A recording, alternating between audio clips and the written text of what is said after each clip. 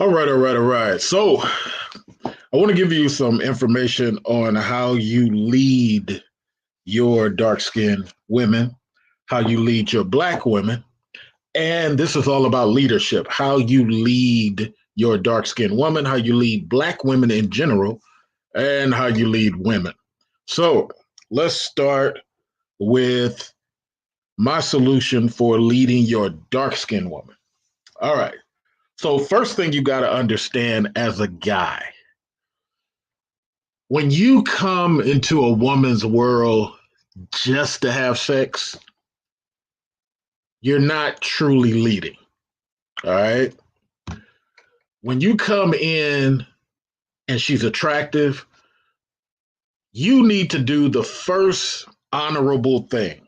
Find out what type of female you're dealing with.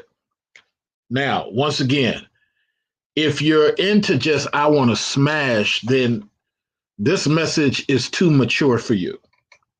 This message, if you just want to, I want to have victory over vagina, this message is too mature. That's just what it is. I don't cape for females. I just understand females. And because I understand females, I know how to walk past them. Seriously. I'm harder on females than any of you guys who talk against females. Let me say one more time. I am harder on women than any of you guys who talk negative about women. But the only difference is I'm so powerful, I don't need to really bash these chicks. I really don't. So, with that said, the first thing you really need to do when you have a dark skinned woman, hold on, let me stop talking, get the likes up because too many of y'all in here for me to have those likes. Hit the like button and then I'll continue talking.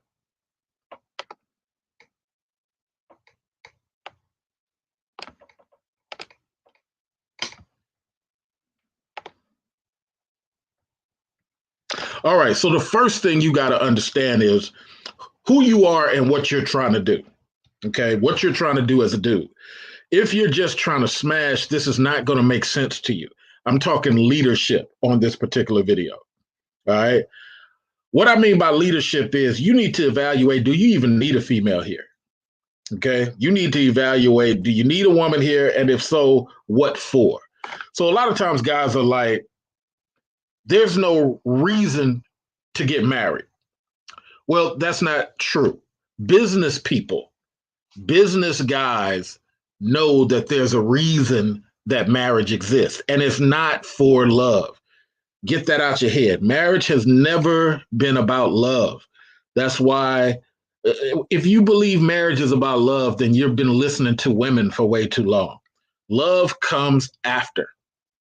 Marriage is a business, okay? And that's how you got to look at it. The same thing is when you're with a woman and you're having sex. If your penis has no penis control, you're the one with the problem. If you don't know how to bust on her stomach, then you're the one with the issue. Seriously, because that's not what a female for. Female is about connections. It's about business connections. You only get with a woman who has family connections or business connections. Shout out to Brown Bird, man. Nobody's here, Brown Bird. Why don't you come up and chop it up with me, man? I'm only going to keep this link in here for a minute. I'm going to delete it in a second. So you only get with women who have family connections or business connections. You do not get with a woman just because she looks hot. So when you a dude talking about you want a baddie, you just want to have sex. And there's nothing wrong with that. That's your choice. But leading females is a totally different part of the game. Okay? That's a totally different part of the game. So when it comes to leading, the first thing you need to do is understand, why is this woman here? Do you need her for the connections? Don't ever get with her for the money, because you can make your own money. That's not a good reason. Either she is in the industry you in, and together y'all make a powerful couple. That's the whole reason for power couples. All right. You need to decide that. And one way to decide that, do not give her any penis for 30 days. If you're really trying to lead these women, I'm trying to tell you, don't give her, go interact with somebody else, go to the brothel, whatever you got to do. Do not give this woman penis for a minimum of 30 days. I am an advanced wolf. I don't give a woman penis for 90 days. If I am interested in you, you are not getting any of these inches for 90 days. And that's part of leading. That's part of leading. That's part of you setting the standards for how this is going to go, because you have decided this woman is connected to a great family that's going to help you and your son and daughter. This woman is in a great industry that is going to help you and your children advance along with your industry, This is what that's all about. Now, when she's a dark-skinned woman, it's something special you got to do. So I'm going to pause on 1 second, and then I'm going to come right back and tell you the special thing you got to do for the dark-skinned woman. Hold 1 second.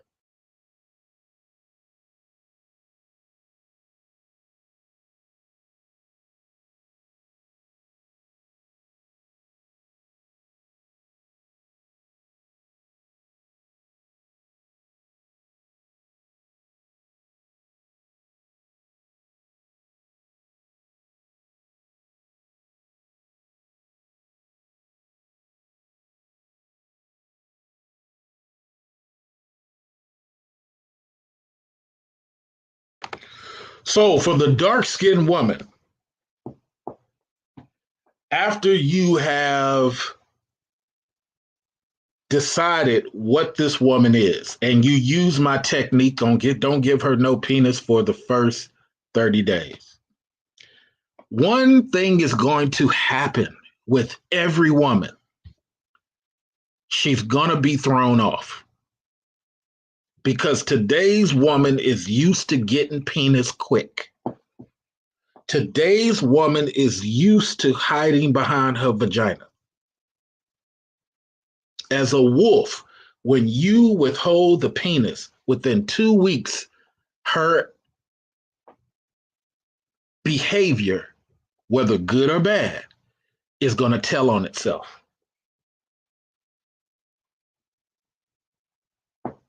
She's going to end up, by 30 days, depending on her behavior, stressing you for the penis.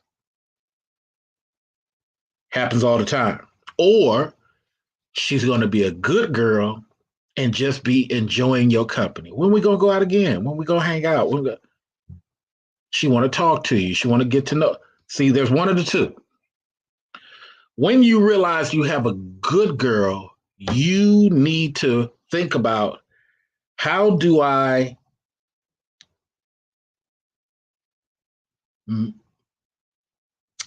have conversations with her that allow her to understand how I, CA, live my life. When you start having conversations with her about how you live your life, one or two things is going to happen.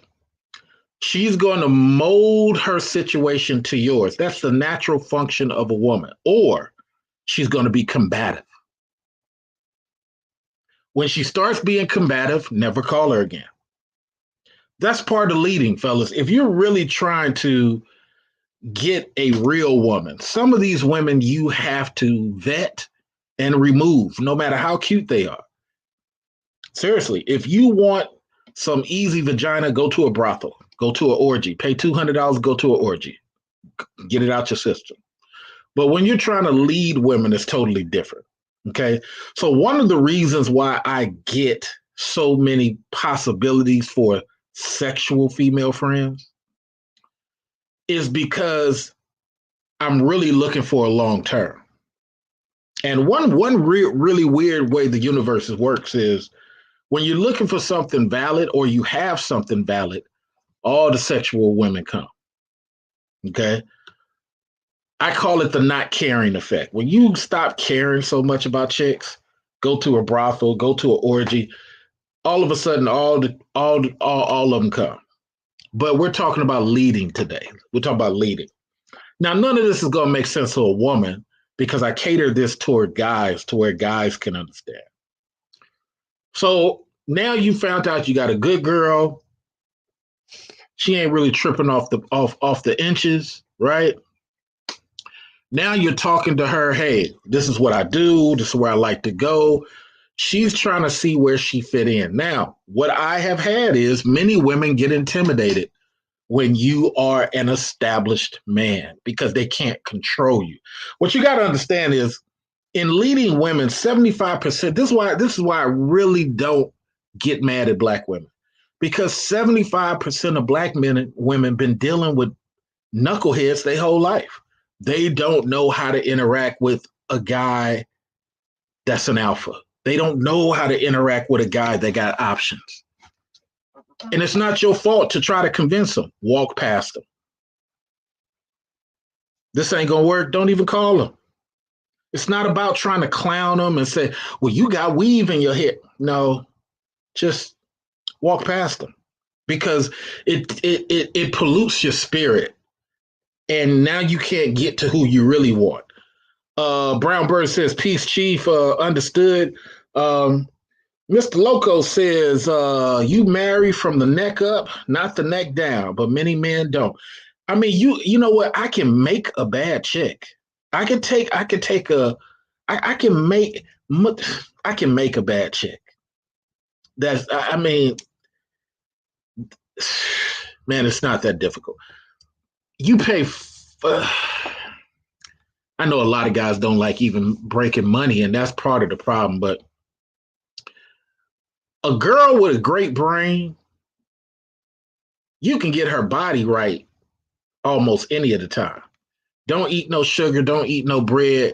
Here's $40. Go to that gym membership and knock out 2 hours a day. I'll make the money. So that way you only have to work 36 hours. I'll make the money. You can make a bad chick, but the problem is dudes want to take advantage of chicks. So, it is what it is, man. Some dudes are where they at, okay? Again, I'm harder on women than any dude I've ever met. None of these dudes on YouTube are as hard on women as I am. But I'm hard to the level where I don't really care to express hate because I live past them. I live past them. If that's just how it is. So we're back on dark-skinned girls. So dark-skinned girls, the number one thing you got to understand about dark-skinned girls. And I love the dark girls. A dark-skinned girl has been told by her female friends that she should be paying attention to how TV and other people feel about her dark skin. Let me prove this point. I grew up with I got dark skinned sisters. They can't even tell you how about no colorism and none of that because they never allowed their girlfriends to put that in their head. That's what it is. So when you're leading dark-skinned women, you got to understand the number one enemy to your dark-skinned woman is her female friends and family members. The second enemy is the TV. So when you're leading dark-skinned women, you have to understand this.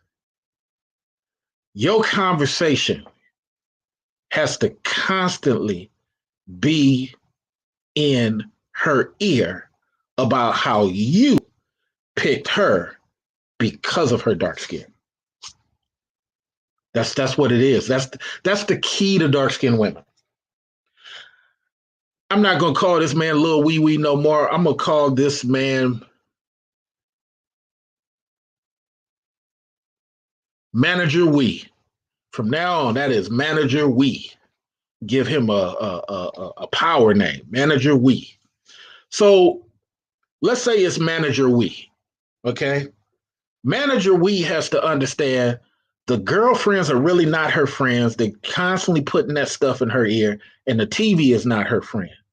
So twice a week, manager we has to see her in the kitchen and just say these little magic words. Wow. Glad I got me a dark-skinned woman. That's it. And go about his day. Don't elaborate. Don't. Thursday, walk in, get home. Come here, dark-skinned beauty. Where you at? That's it. Don't even have to say it for you. You can wait. Matter of fact, twice a month. That's all you got to do. Twice a month. Because the girl needs to validate in her mind what her girlfriends is trying to poison her with. Girl, you know these men are colors. Girl, you know they don't celebrate us. Girl, you know that. Girl, you know that. That's why the Bible says leave and cleave. Leave and cleave. That's why it says that. Because God knows the whole goal is to poison your situation.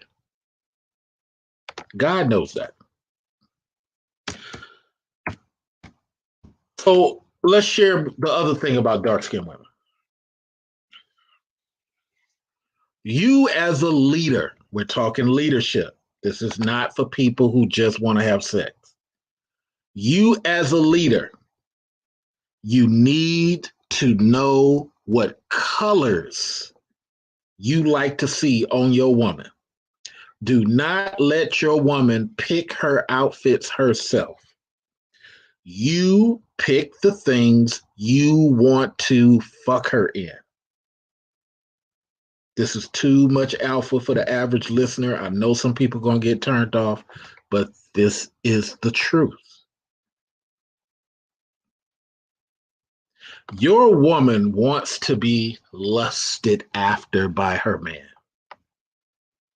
It's one of the things that stops a lot of conversations and arguments. If the woman knows that at any time you may just jump her bones, it's going to be the highlight of her day. Now, if you don't have a woman like that, you, sir, have picked the wrong woman, and you know you're going to be mad, and you know you're going to want to cheat. Therefore, it is your responsibility as a leader to make sure you have selected the right person for what you are trying to do in life. You cannot just wing it. That's no. You don't do that. You make sure you're picking the right situation for what you're trying to do. So part of leading these Black women is picking correctly. Because you got to remember, the Black woman wants a guy that she can walk over because the plantation taught her that. The Black woman wants a guy that she can bully. The Black woman doesn't really want love because she's been around her girlfriends all this time and they've poisoned her. But there's a possibility that she wants to escape all that nonsense with you. But you gotta have this type of leadership. You gotta have this type of leadership. You can't get around it. Okay? Now, let's take you to the other part of dark-skinned women. Dark-skinned women really don't want to hang around their friends like that. They want to hang around their guy, but you have to be the type of guy that's outgoing. If you're a guy that's hanging around your homeboys or hanging at the house all the time, you're not in leadership potential. I'm sorry. It's just it just doesn't work with a Black woman. It works better with non-Blacks, and that's why some guys want to be with non-Blacks. And that's why some women want to be with white guys, because some white guys are more outgoing than some black guys. That's just the truth. Don't shoot the messenger. I'm just telling you what it is.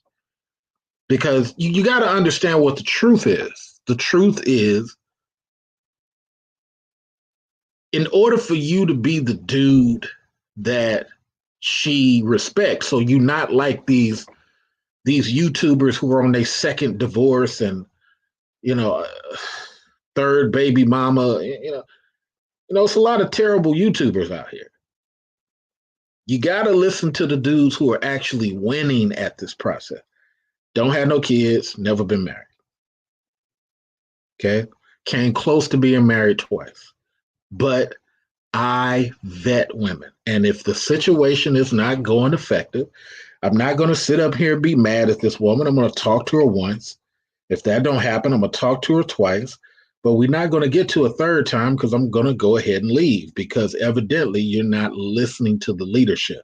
See, that's the difference, fellas. You got to be in a position at all times that if this woman is not operating the way you want, don't put yourself in a position where you're going to yell at her and call her out her name and all that whack stuff. No.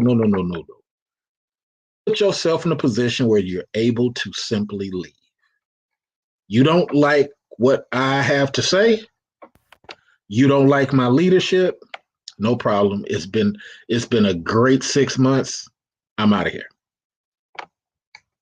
No, a real man will stay. No. You are a guy who's making decisions. You don't have time to play games with a person that's not serious about your leadership. See, one thing the women do have a correct thing on us about. Hey, Yogi Fish, come on in, bro. I'm gonna drop the link in your email. One of the things that the women do have a valid point about us on, okay? One thing.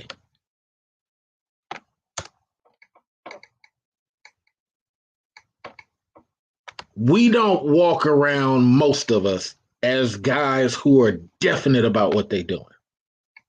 Okay? I walk around definite about what's happening.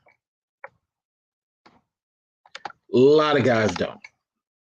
And the most successful guys who are not mad at women all the time are the dudes who simply, they're definite at what they're doing.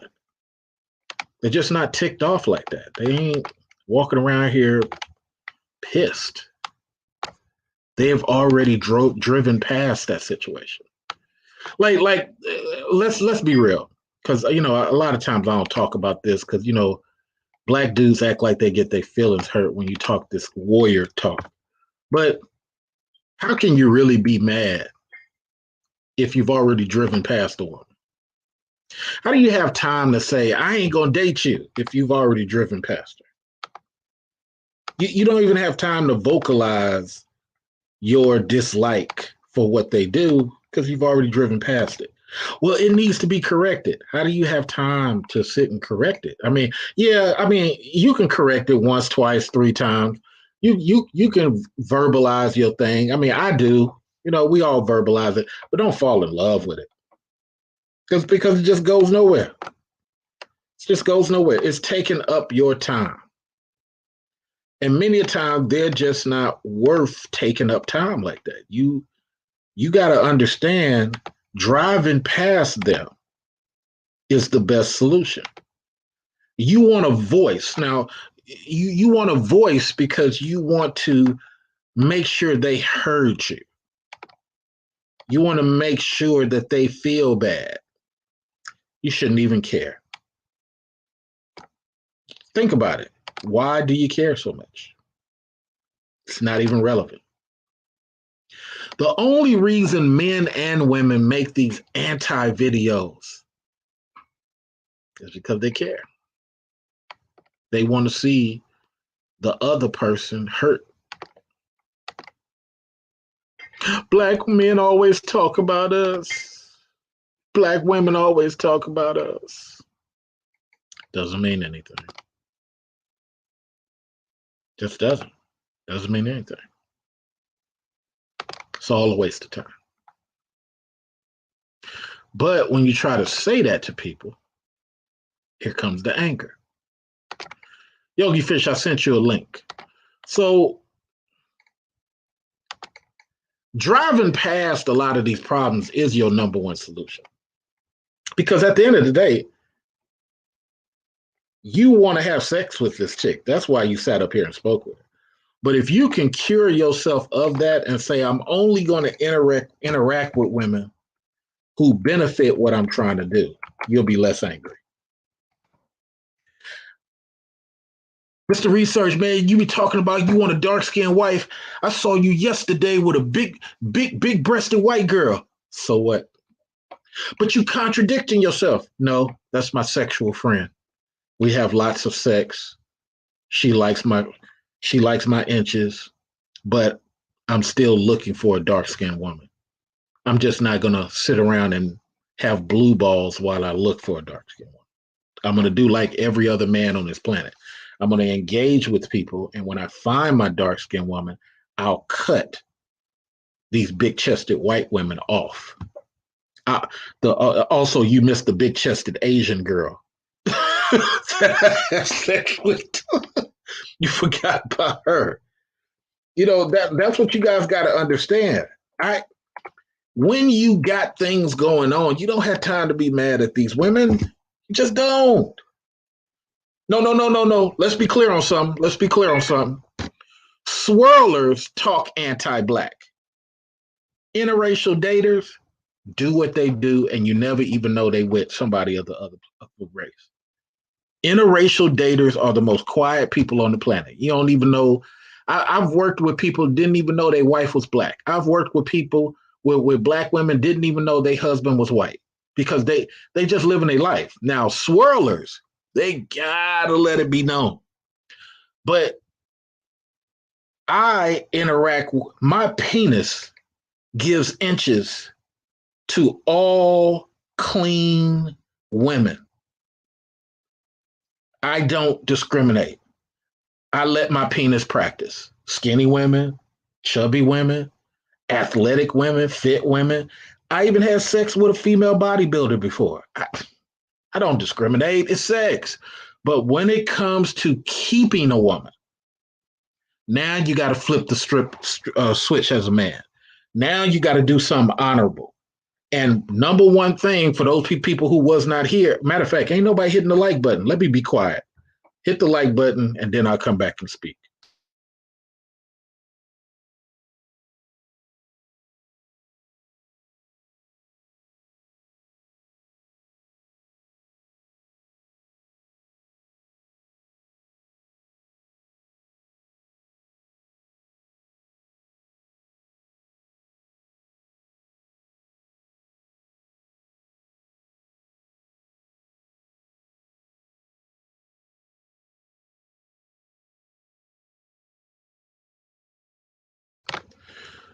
Because here's the thing.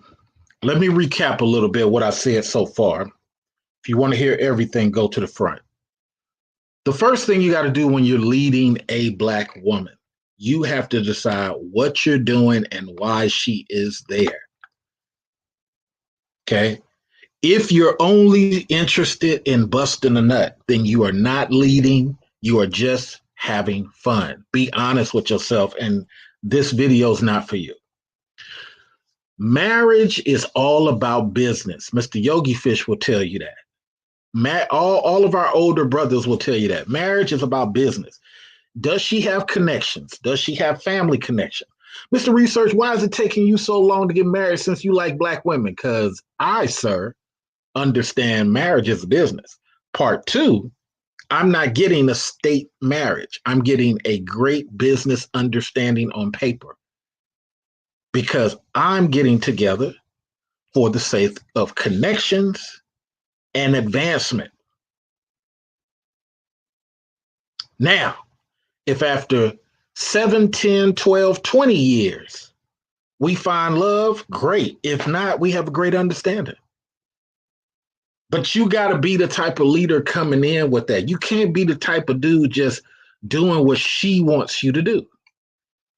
Wacky World TV, brother from the Manosphere 1.0 says, you ain't lying.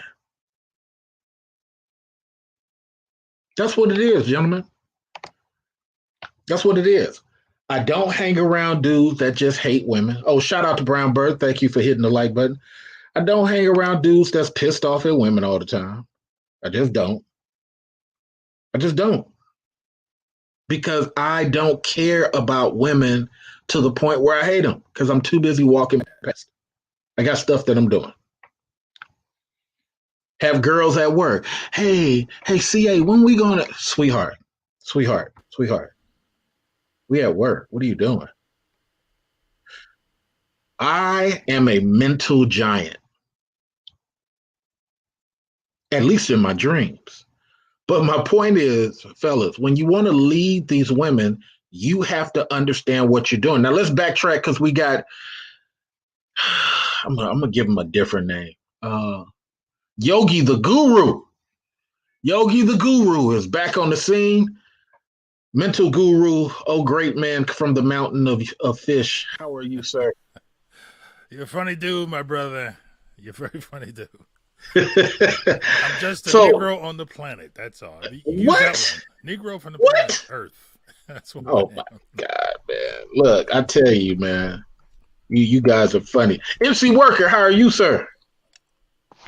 I'm doing well. Hope you are too as well. No problem, Mr. Poet. I hope you're going to speed up the poems today. You're going to be fast on the poems. let's get rocking and rolling.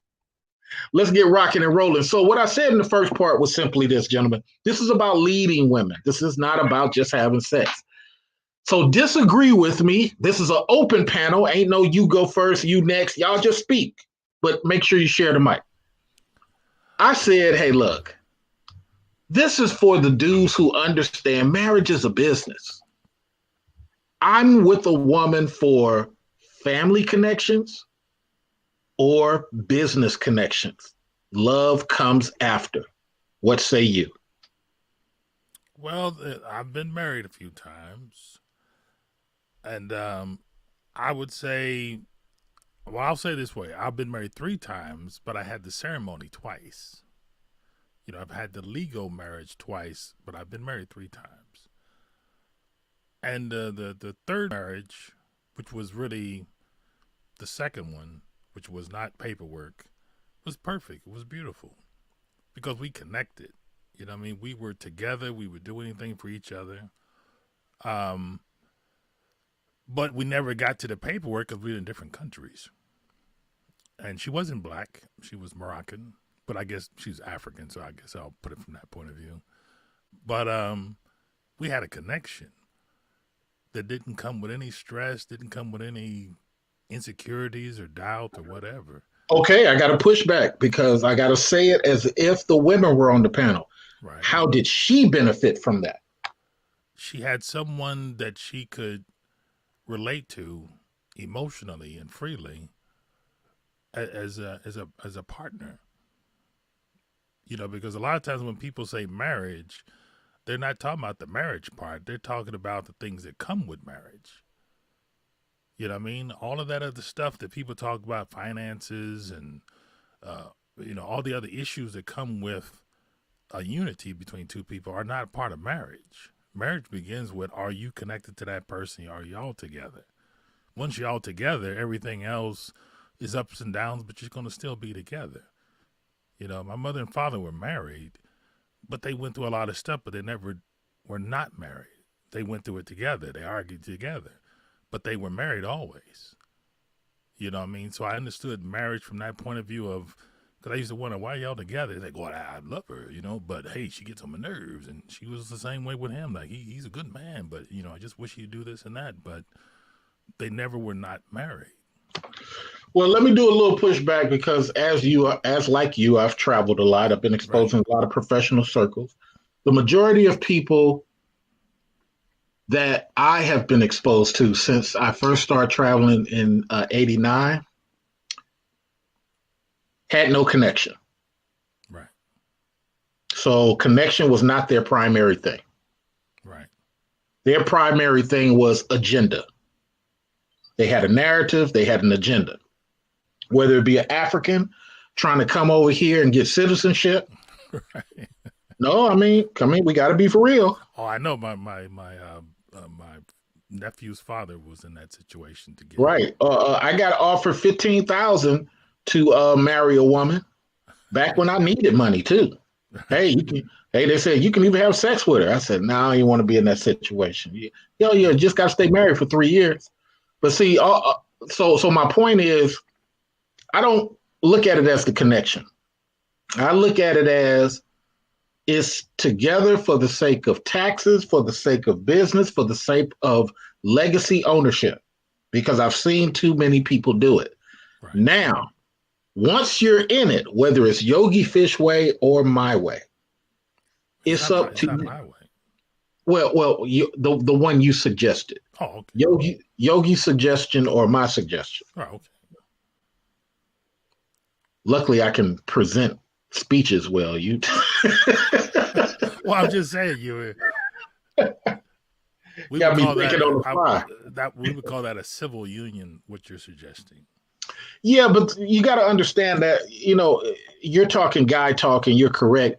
When ladies hear this, I have to remix the game for their ears. Right. So that's what it is. But before NC Worker jumps in, let me say that you got to pick a lane when you're leading.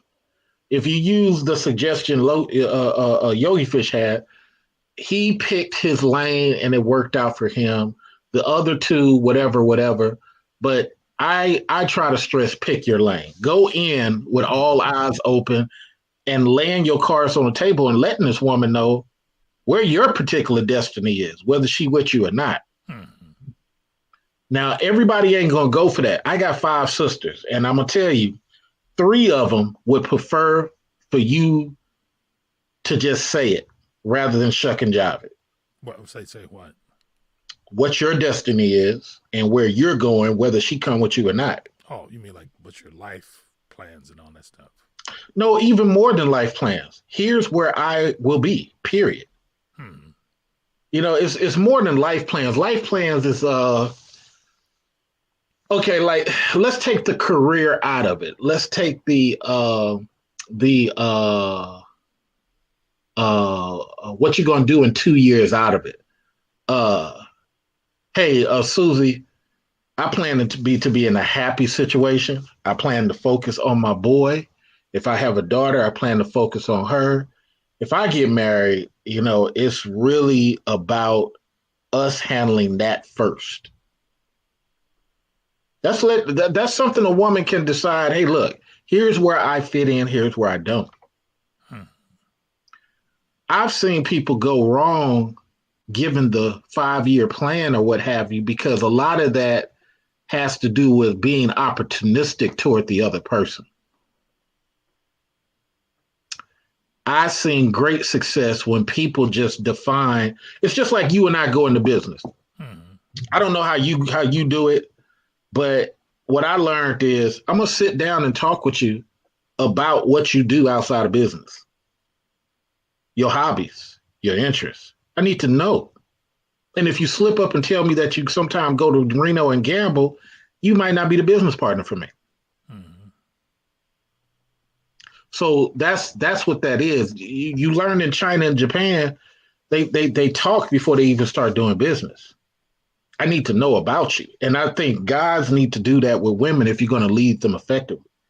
MC Worker, go ahead, and then I'll start talking about the dark-skinned women like that I talked about earlier so we can move the conversation along. All right. Well, it's funny you said that. I had 2 situations like that myself when it came down to 2 women who wanted to marry me because of their agendas. And knowing what I knew now, like I said, I wish I could turn back the hands of times. But I will also say this. A lot of Black men don't understand, or rather don't know how to lead. They don't understand what it is to be a leader, and they don't understand leadership.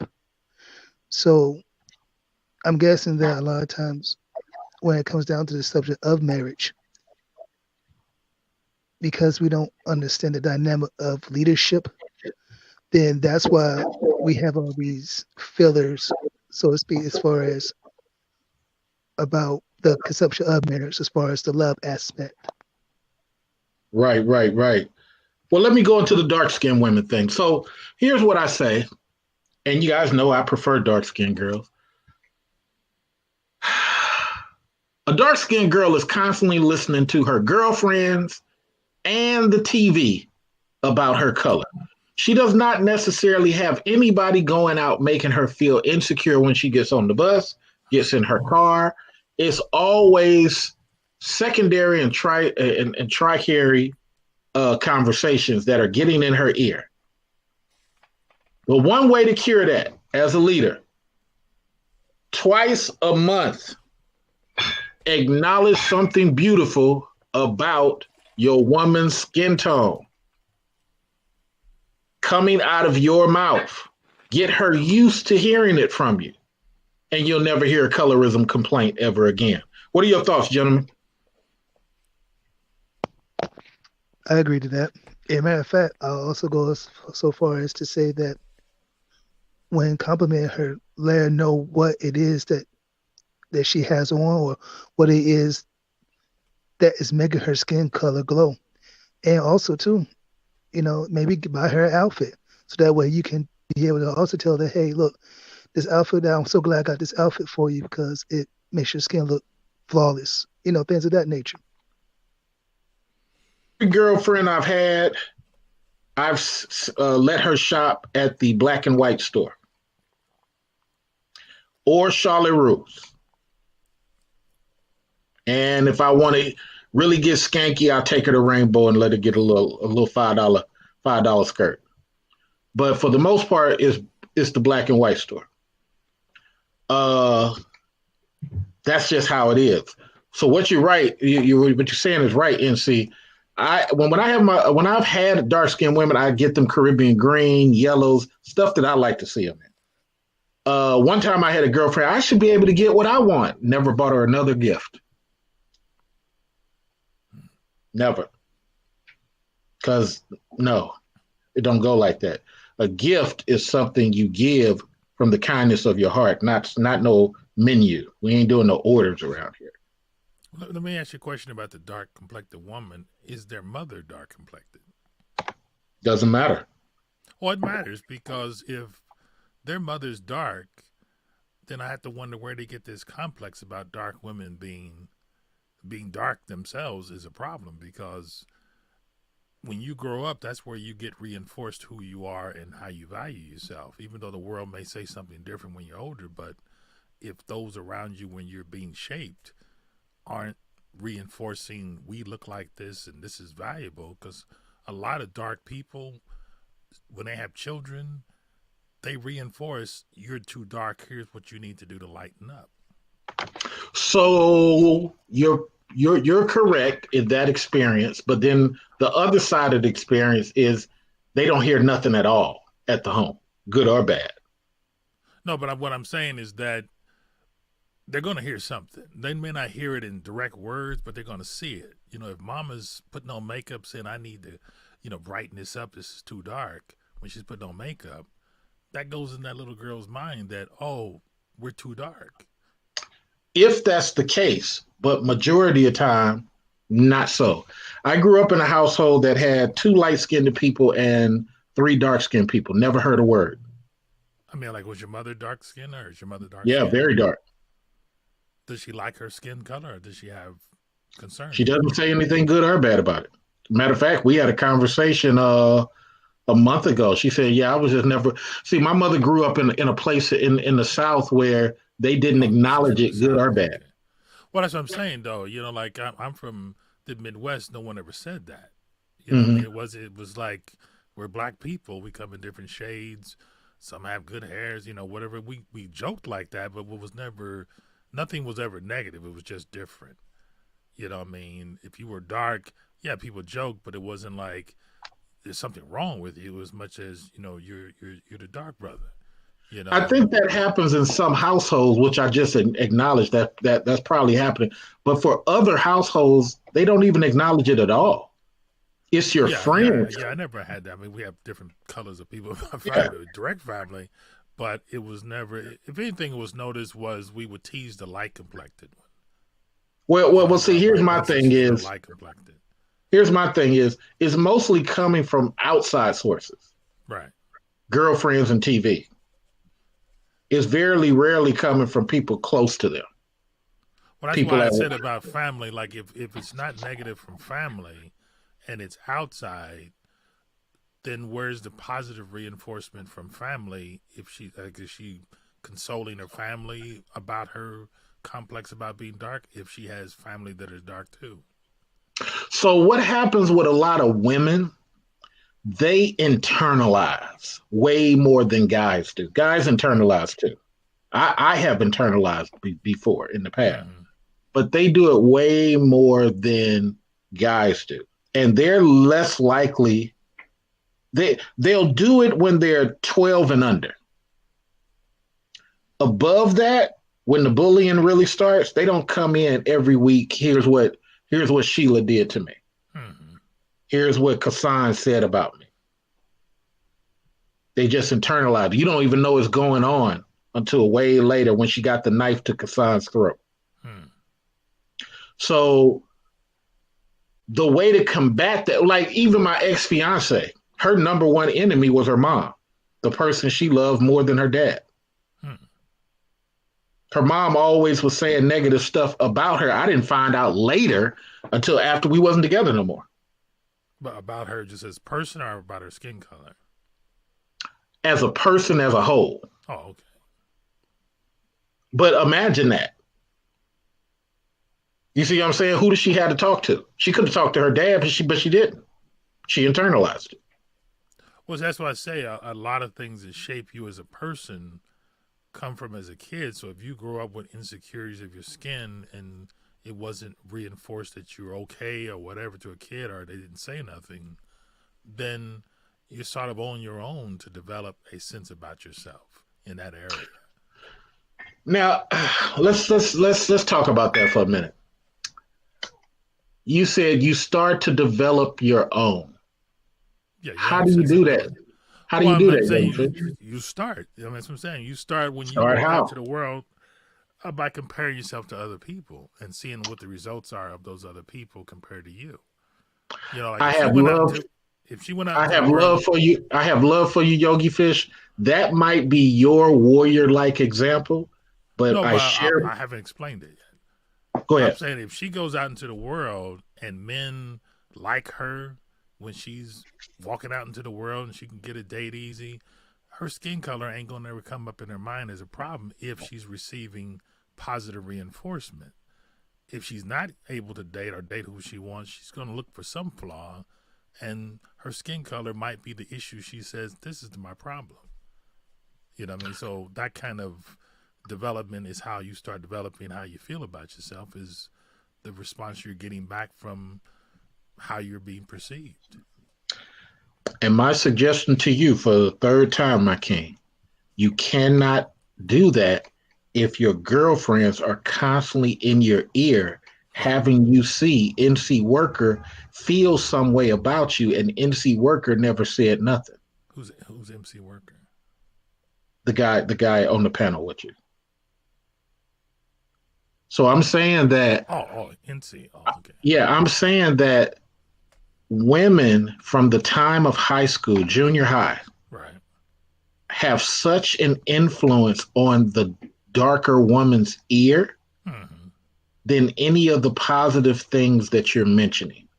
They don't happen positive enough for her, like the negative stuff that's going in her ear.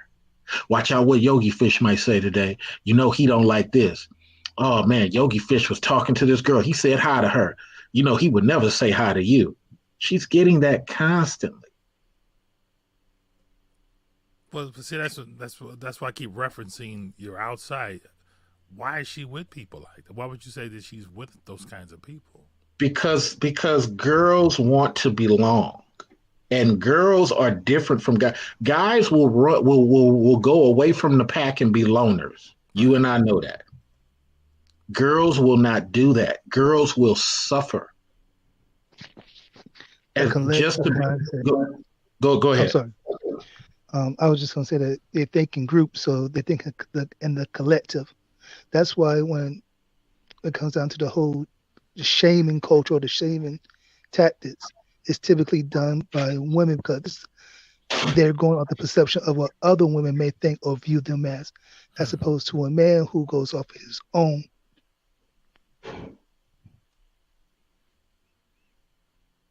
Yeah, I can see that because, like, in one of my marriages, I think things were difficult because she was listening to her negative friends. She had good Exactly. friends, but her positive friends she wouldn't listen to because they were saying, "You got a good man, y'all doing good, blah blah blah." Her negative friends were whatever they were saying. It wasn't in my best interest.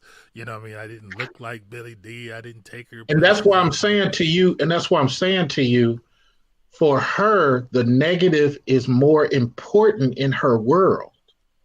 Yeah, for some women, like this woman I'm speaking of, right, had other insecurities, so that made it easy for the negative to be listened to than the positive because she was already an insecure person. I didn't know that, but I'm saying that's what I'm saying. Part of what you're saying about the skin color is just attributed to skin color, but it's really about that person's got a lot of insecurities, period. Yeah, the person got a lot of insecurities, period. I will agree with you on that. And the skin color is just a fuse to the dynamite. Yeah, it's an easy target. Yeah. I mean, women will talk about, I got a flat nose. I don't think they got a flat nose, but to them, it ain't pointy, so it must be flat. That will be their issue. They need an operation where I can't see the problem, but something in their mind says, "Ooh, there's something wrong here. That must be what's keeping me from being happy." True. Type thing, So, and the way we combat that as leaders, we have to identify it and try to verbally impregnate their ears with our words, our leadership, so that what we say matters more. Does anybody disagree with that? I don't. No, I don't disagree with it as an objective, but that's a big challenge if you're not dedicated to being in her life for an extended period of time. Well, that's what this is about. That's what we're talking about. We're talking about the people, the guys who are in her life for an extended period of time, not the short Well, that's what I'm saying, but that's a hard thing. If you're not around her 24/7, like you're in a marriage or something like that, or you'll live together. Really? You think that? Yeah, because whatever effect you have in the time you're with her, other people are going to have effects in the time you're with her. You know what I'm saying? Like, unless you have the ability for her to know, I'm going to go home or be with this person, that's my base, then she's already insecure. She's insecure probably about being with you. Like, that sounds great, but are you going to be in my life next year? I don't know. I got to think for myself. I can't rely on your confidence that you're trying to give me if you're not going to be with me. She's already got an insecurity complex. True, okay. But I see both sides. I agree with both, actually. I think what really comes down to it, if you're not going to be around this person 24/7, then it's up to you as the man to be able to put enough water in the vessel so that way that even when you're not there, she's still growing off what you put inside of her. So, with that being said, I think you see what I'm saying? Yeah, I hear you. So, I think that, and look, nothing is perfect, but it also depends on too how strong your leadership skills are. Just saying certain things, even also how you say certain things a lot of times can depend on her reaction and how she takes the information in. So, it really depends on, all goes back to how you lead her, but also into the relationship, how you lead the relationship. As you as a man, how do you lead yourself? Mm-hmm. Now, let's move on to lighter skin. How are you going to eat food and I'm hungry? He's in there smacking on food like, well, I got me some food. I don't know about y'all. I'm starved. Hey, Well, let me add one piece before you Go switch it ahead. over. But the thing about insecurity is that women seek security. That's their whole thing is security. So they're already insecure just by their nature of needing security. And whatever source of security they find, they don't let that go unless they find some other security to go to. If you're a man wanting to influence a woman that deeply and you care about her that much, you have to at least offer something that says, I'm going to be with you, like, I'm engaged to you, or something that says, I'm seeing you and me in the future together. That's why I'm saying these things to you, because I feel something about you deeper than just we know each other or we're in a relationship or we're dating. So you have to give some sign of security for her to say, oh, I think I'll listen to you deeper. That is one way of doing it. I use a different way. I am constantly busy, constantly gone. And when I am available, it's all about fun and interaction. So you treat her like a treat. I say you treat her like a treat. It's like one of those things, like you give her something to look forward to when she sees you. My Romanian mentor taught me that when I was 19 in Romania. He told me a whole bunch of stuff about women. And that was one of it. He was like, the less words you use, the better for your marriage. The more words you use, the more you're losing control of your marriage. Makes sense. It was a very unique way for him because he said, because he had me thinking about my uncles. Most of my uncles who had very good marriages, constantly gone, constantly busy, constantly buying property. When they came back to interact with their wife, it was like, great,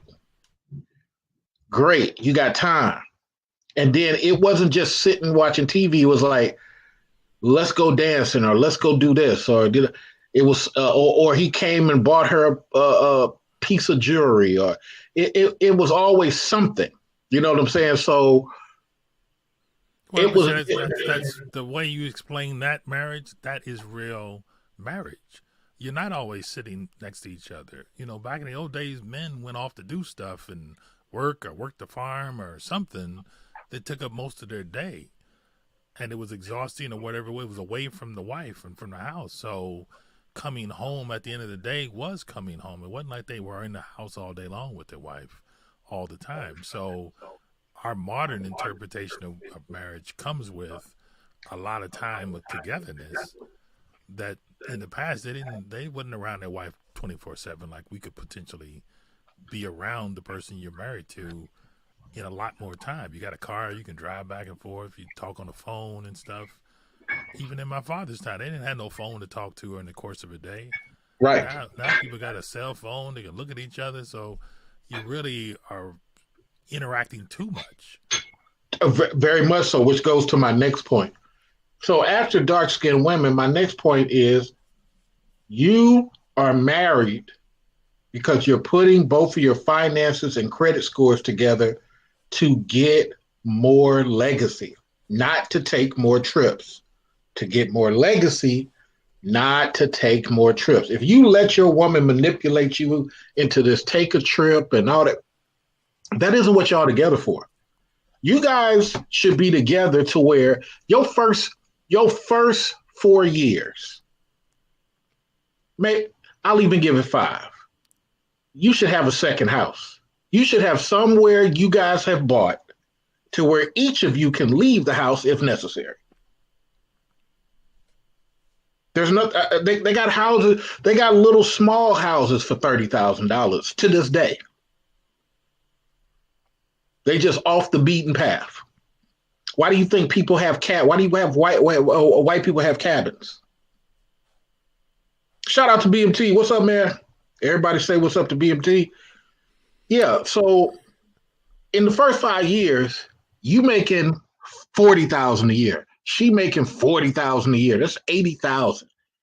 You only need to put $50,000 down on a $150 house. but you need some place to go to where, hey, I work out here in Santa, and we bought a house out there, and we rent it out.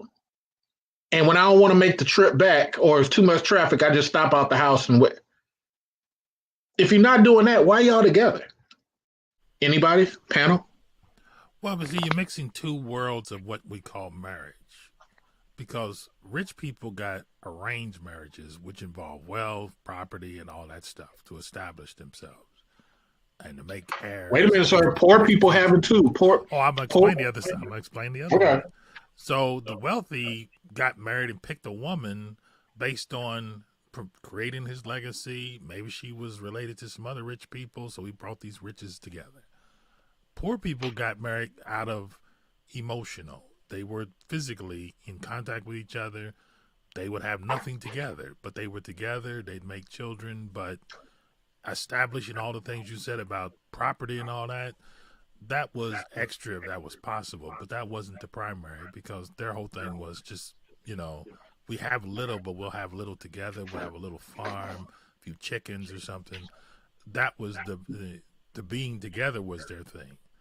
Rich people didn't get married out of love and emotion. They got married out of material and control type things. So, but in 2020, but in 2020, it should be the foremost thing that you're doing. We've combined them now. Now we're common people with rich ideas and rich capacities. But we're what are you talking about? Meaning that we can go get material things too, but also we want to marry someone that we like. We don't want to just no. We don't want to arrange marriage. So you don't want to marry someone that you like. You want to marry someone. No. I hear what you're saying, sir, and in essence, that could be true. But you're busy trying to get somebody you like, right. And you're dealing with families who are. There are more since the Indians and Pakistanis got here, combined with the Asians. There are more arranged marriage than they are like marriage. Yeah, those people still culturally arrange marriages. So the idea of love and all that in emotions is not a part of the marriage part. They can grow in love, hopefully, but they don't start that way as a reason to get married. But now we in modern times, at least in America, we're like talking about love and also get you a house and all those things together. No, we're not talking about that. We're not talking about that. Maybe not you, but I'm just saying you can't. No, even the men. No, even the men. Even the men on the internet are not talking that way. Well, but they're probably just talking on the internet that way. You know what I mean? They'd be lucky if the woman wants them. See, we ain't always in the position to be picked. That's why some men have arranged marriages because a woman wouldn't pick him. You have to offer me something, and I'll give you my daughter in marriage. You know what I'm saying? So your solution is to only look at marriage with who you like. No, but I'm saying those are two different types of marriages. Most men. But what are the solutions? You need a matchmaker to fulfill what you're seeking, and there will be a woman that will fulfill that, and she will go to. There are professional matchmakers, and you have to prescribe what you want.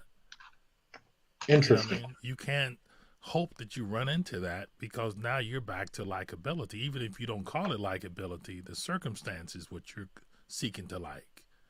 So either way, it's still likability. It's not emotional like she's pretty or cute or whatever. But you need a matchmaker to fulfill what you're saying so that the other person knows what they're getting into, almost like it's a contract. I totally disagree, but I do respect your viewpoint. MC Worker, what is yours? I see both sides, to be honest. Because I told someone I was speaking with, I was like, if my parents had thought about getting someone for me to marry, I still have that final decision, but I will trust the decision, see where it will go. Right. Because at the end of the day, I know that my parents have the best interest, not just for me, but also for them too as well. And so, is that something that I don't know if anyone you, Jim, have thought of? Maybe your parents find a spouse for you, or you trust your parents' intuition, or What? Well, in my culture where I'm from, we had churches and they would have dances for the teenagers to sort of introduce each other's kid to male female situation with the chaperone. So it was that kind of atmosphere of we're Christians and we want our kids to stay Christian, so we want to, present our child in some sort of, this is not a date, but hey, there's a boy over there, he's nice. Why don't you go ask him to dance or something, and that kind of Well, thing. well, let me just interject. So my solution, let me stick to the solutions. My solution is if you're following the C.A. Latreille way, make sure you are definite about what you're doing as a man. Make sure you know why you're with this woman. I personally suggest, now MC Worker, he's down the middle. Yogi feels how he feels, but I believe, gentlemen, you and ladies, you should look at things from the standpoint of, is it strategic for us to be together first before you worried about whether you like each other? Because liking each other has failed the community for decades now. And I'm looking at for the standpoint, we get together, we have a great 7-year run. We buy property. We got all this stuff going off. Love comes after, from what I've seen, country to country, state to state. The people who have been together the longest that I've experienced didn't even like each other at first. So I'm going off of models that appear to have worked. What do you say, King Sigma? Hey, what's up, fellas? Just tuning in, I would say that the first thing is that those that have parental responsibilities and senior family positions have to set the standard. That's the first thing. That would solve many problems if just mothers and fathers, uncles and aunts actually presented a model for what younger people that come after them that they bring into this world are to do. And as far as like the like factor, well, it depends on what you mean by like. Are we just talking about sexual gratification, emotional, financial, or the whole package? For me, I think that you want it all, because we've seen that if you don't like the person's personality, it tends not to work out a long time. And if you don't like some aspect of the sex, it tends not to work out, more so because we have the most open sexual marketplace in probably like the last 500 years in the West. It's been a long time since we've had like a sexual marketplace that's become as liberated as we have. So to me, it's like, in terms of attraction, there's really not going to be anything that can replace that in a nation where anyone can leave at any time. That's a big factor as well. You got to understand that it's never been this liberated, especially for females. It might even be more liberated today from a legal standpoint for women than it is for men. So that's what I think, that we need more mothers and fathers to actually be the example that they want their children to be. Okay, let me push that a little bit. Take the mothers and fathers out of it. You male, woman, right? You got two professional colleagues you work with. One male, one female. What is your advice? I don't have any advice for them, because I don't believe that relationships and attraction really works like that. I think that certain people, they meet, if they're in an environment and they have proximity like that and they have true attraction, there's no policy, there's no social group, and I'm not going to be the stand between them actually making that happen if there's a strong enough attraction. That's what I believe.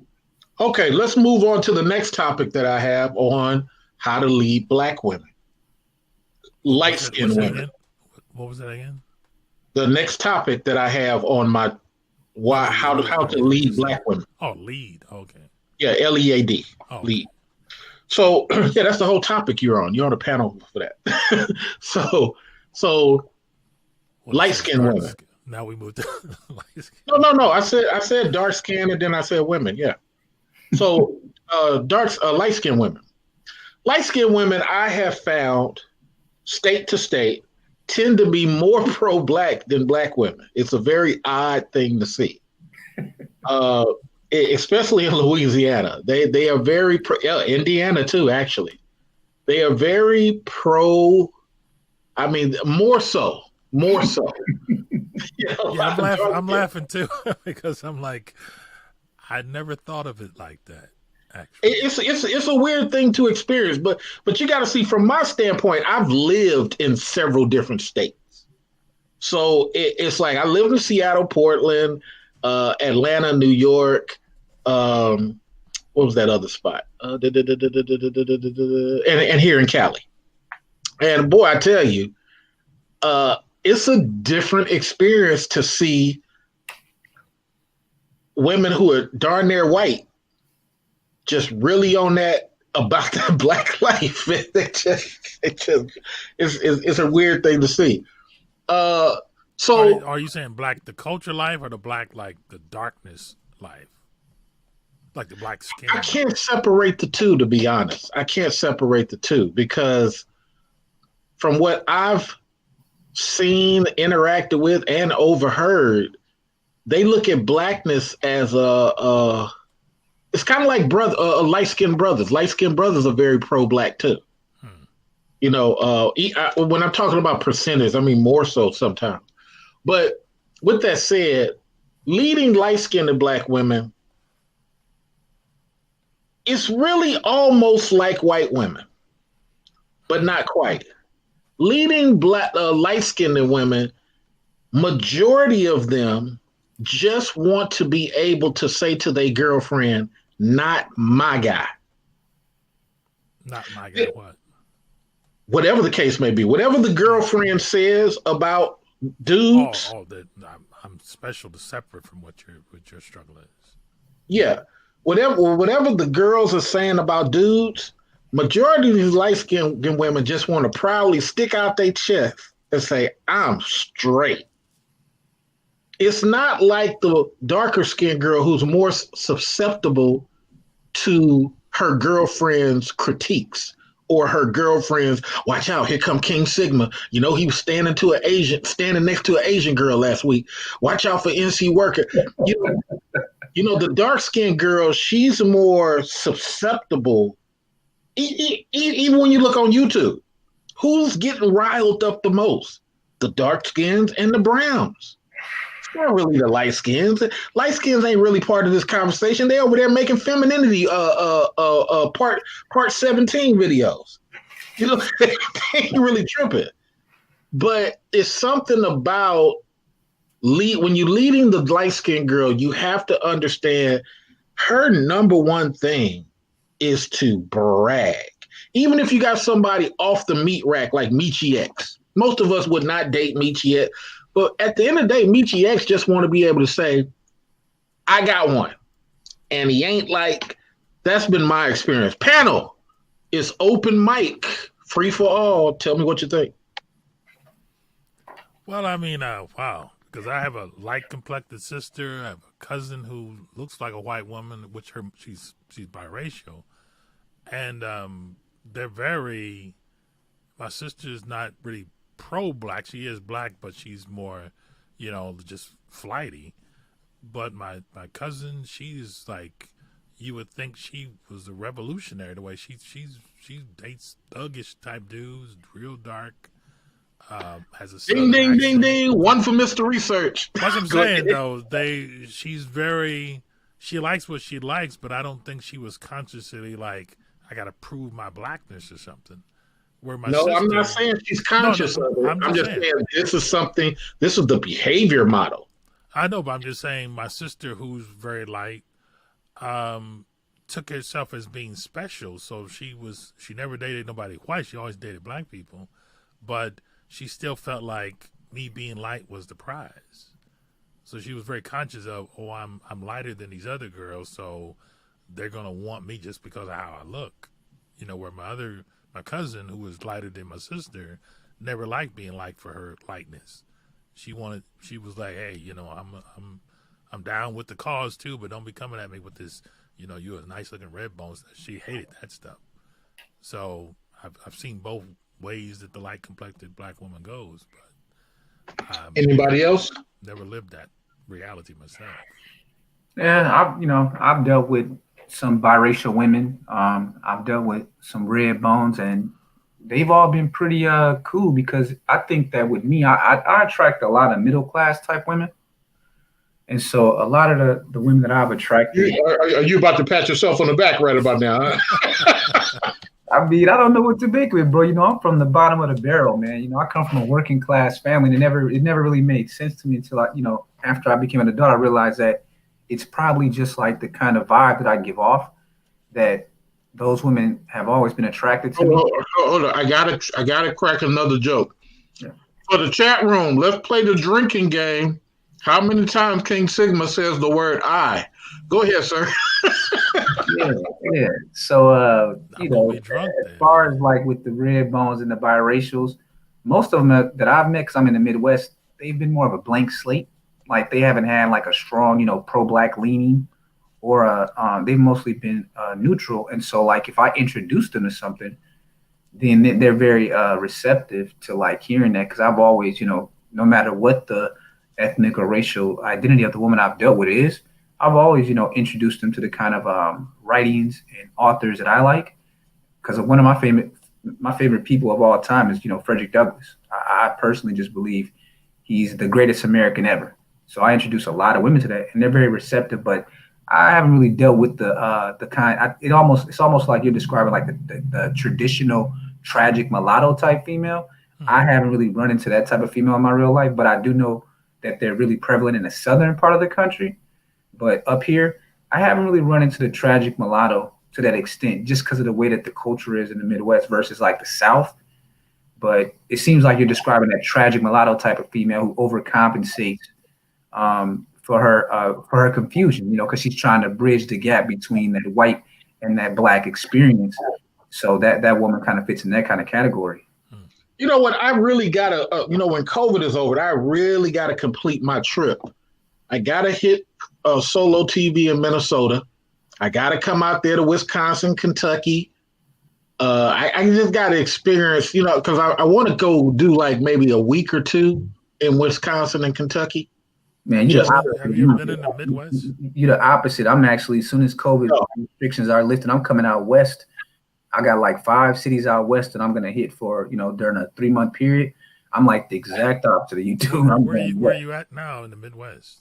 I'm in the Twin Cities right now, but I'm from Milwaukee. But I'm up here in the Twin Cities. I kind of got stuck here the last 2 years, but I was out in New York for a minute, and I thought I was gonna move out there because I was dating a woman in New York, and then I just kind of realized that we weren't gonna have a long-term future. So I came back here, and I kind of just got stuck in my job, man. Well, you know what? Here's the thing. Let's push this forward. Shout out to KB Jones. He came through from the King Rich Show. So once again, to recap this, the whole point of this in leading Black women is, number one, know yourself through and through. If you like polka dot dresses, if you like striped dresses, if you like your chicks in yellow, never let your woman decide for you. Never let her just do her thing. The whole point in interacting with women on that I want to keep you level, you got to really be manager of women. If you're just having a fling, this video would not be for you. Okay, this is for when you want to set the tone for a woman. The second thing we discussed is our dark-skinned ladies. Our dark-skinned ladies are more susceptible to females in her ear. Because she's more susceptible, you have to constantly reinforce things through your mouth at least twice a month. Hey, sweetheart, I like that thing you put on. It really accents your skin tone. I know you feel like, why should I have to do that? But this is the part of leading. This is what they eat up. Light-skinned girls, you really don't have to do that much with. Maybe it is a tragic mulatto thing. I don't know. But even when I was in St. Louis, which is close to Wisconsin, somewhat, hey, it was the same darn thing. It was like, hey, they're just in more of a pro-Black state of mind in my experience. Now we're going to move to the last thing. The last thing in leading Black women, sex. Let me show you my technique. I believe you have to use the 4-finger vaginal situation. Okay.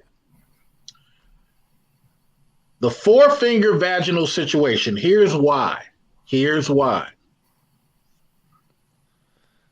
Women operate better sexually with foreplay than they do dick all the time. Here's what I mean.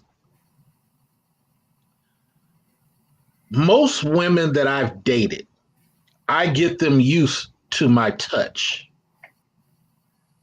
Because I dance a lot salsa, I'm used to grabbing women by the hips, turning them, or just handling them by the hips. Even when having sex, I pull women to me, I push women away, I move them around.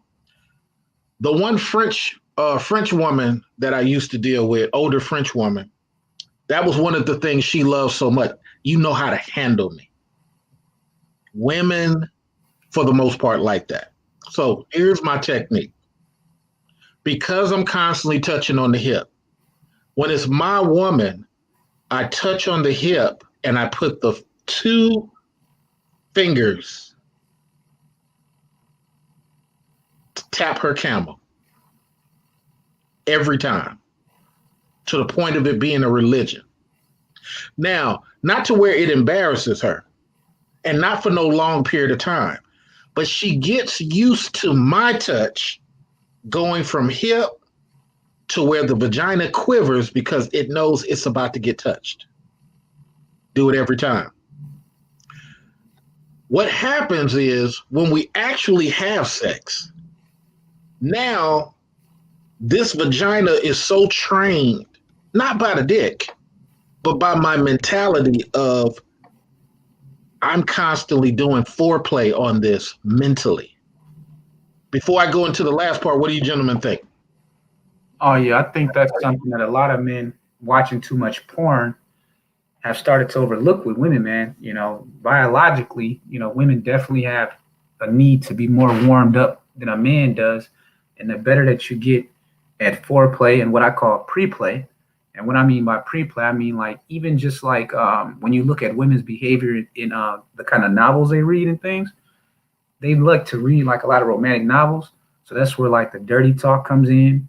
That's where the mental seduction comes in. You know, that connection between a woman's mind and her vagina is serious. So by the time that she's with you, she's already somewhat warmed up. But if you add in foreplay and a mastery of her erogenous zones and natural desire, it's always going to be very explosive sexually. So that's why I kind of disagree with you earlier with the matchmaking and all that. To me, it's like, I just think that genuine desire, there's nothing that can replace it in our current culture because we've promoted sexuality probably above damn near anything, you know? And we know that culture is how we mold people, and it changes based on the culture. If we were in another culture that didn't prioritize sexuality and commercialize it the way that America does, then we could definitely go the route that you're talking about. But in this culture, since sex is like on the front of so many people's mind, and as a man with the competition out here, you have to be very skilled at the erogenous zones, foreplay, and pre-play. And if you're doing those things right with a woman that desires you, you're going to be in a good position with women for the most part, at least short term. Long term is kind of a different situation, but short term, yeah. I agree with both of you. And also too, even I like to do like I like call the post play as well. After everything is done, you continue to caress and lightly touch her in certain areas, so that way she can still keep feeling that sense of goodness that we'll say. Well, it depends on how sensitive she is, because some of these females, like after she's done, she don't want to be touched. Some women are so sensitive. True. Like once they reach that level, they don't even want to be touched afterward because True. just everything is too sensitive. So it depends on the kind. If you got like one of those cuddle chicks, then yeah. But a lot of women these days, I don't know. It does show that a lot of women have become very liberated in their sexuality, because some women, they really take the approach of a man now. Like you'll think get into that lovey-dovey thing with them, and they won't feel comfortable with the lovey-dovey as much as they do like the raw. Like they just want to enjoy their orgasm in the post, you know, what the French call, what do they call it? The little death. So when the French call the orgasm like the little death, because of how it gives you this hormonal roller coaster during that period right after sex. Some women post coitus, They really don't want to be touched. They just want to enjoy that shit because it's a mental thing.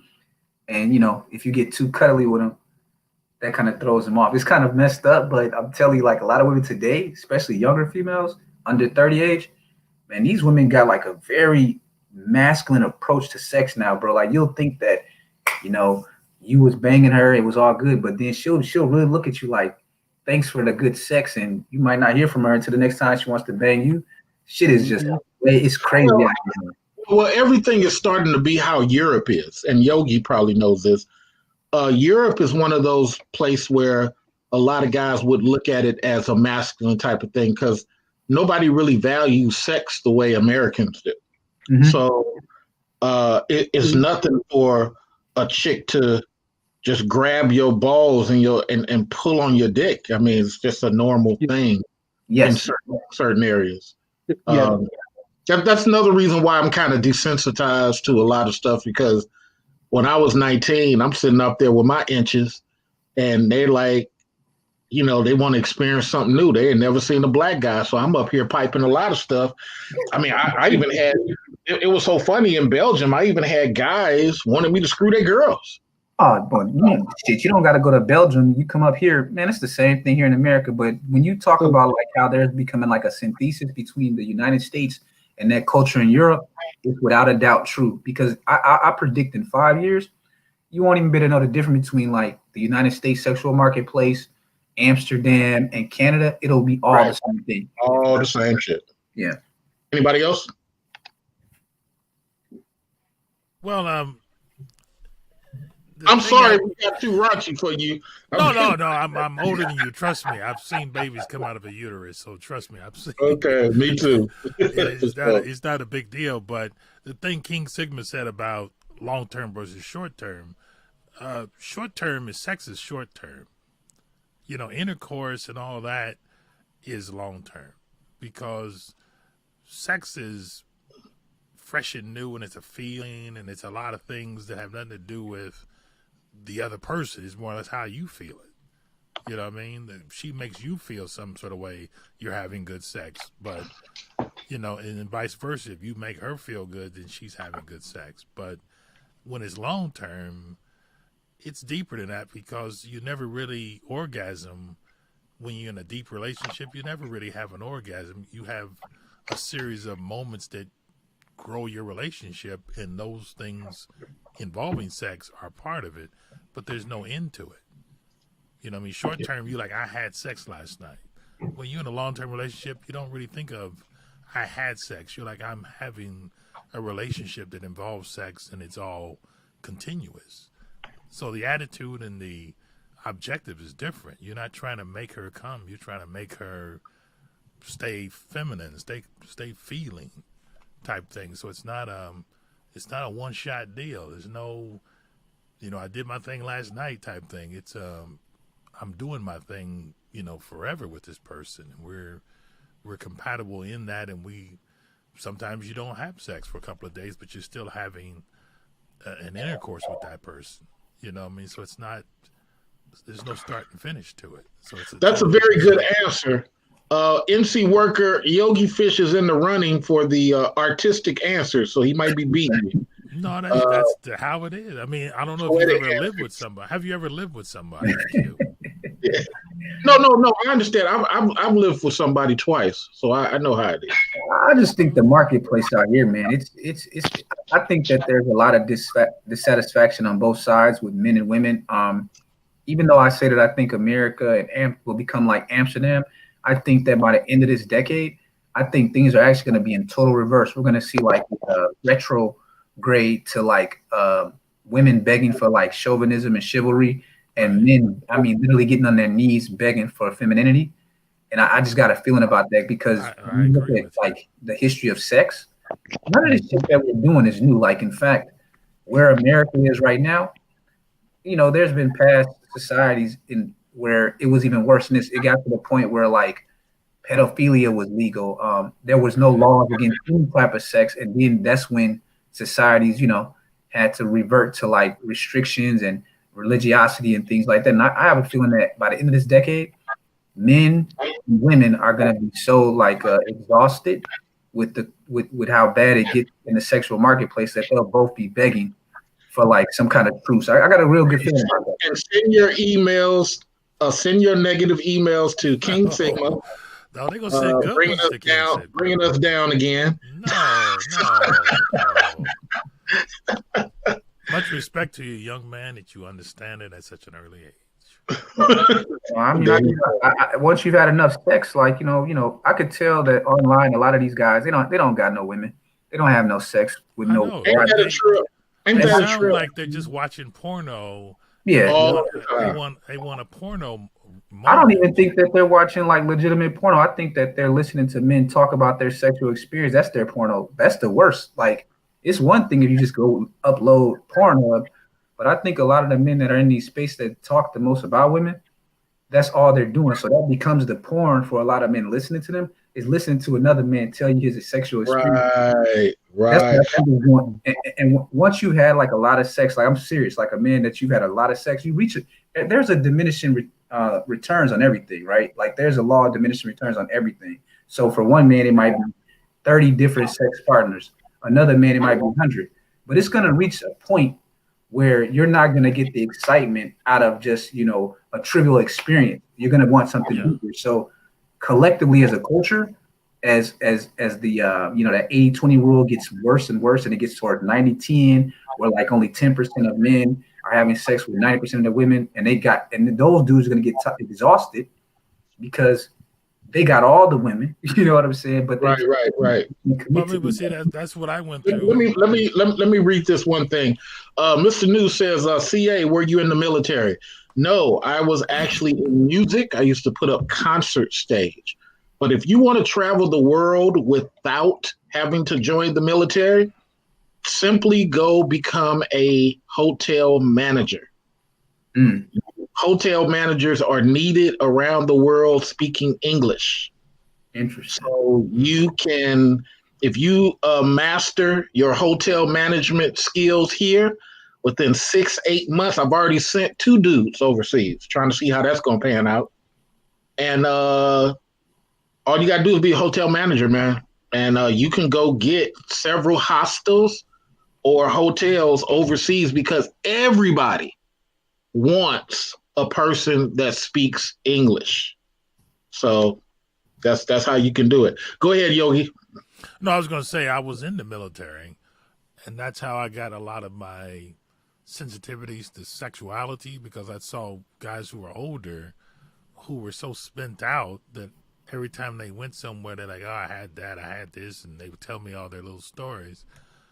And they looked so depleted as a human being that there was no desire in them, you know. And for me, it was like, I don't want to overdo it to where I lose the desire for a woman at her best. I don't want to wear out the concept where I'm like, oh, just one's vagina is the same as the other.